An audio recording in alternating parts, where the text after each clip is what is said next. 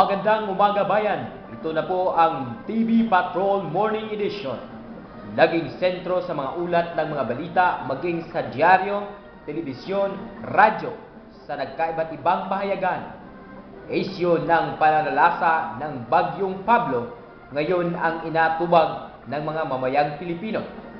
Narito po ang live special coverage news ng ABS-CBN at ng TV Patrol. Narito po ang inyong lingkod, Elmer Somoro.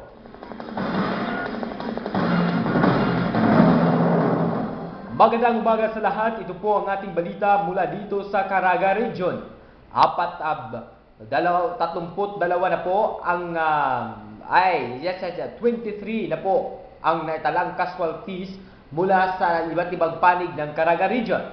Maging man ito sa may Surigao del Sur, Surigao del Norte, and of course ng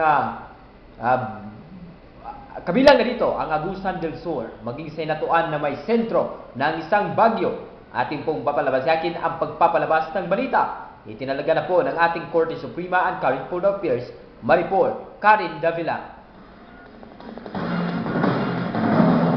Ito na po ang ating payagan sa radyo muna ngayon. Nagbuo Davao, Misamis at Oriental. Ito po ay nagtatalaga ng 87 na po ang may itinatalang casualties na nakita, habang 90 ang missing. Mga kaibigan, maging magbahagi po sa ating TV Patrol sa Gitka Pamilya Program dito lamang po sa 341-8391, and of course ng TV Patrol at ng ABS-CBN.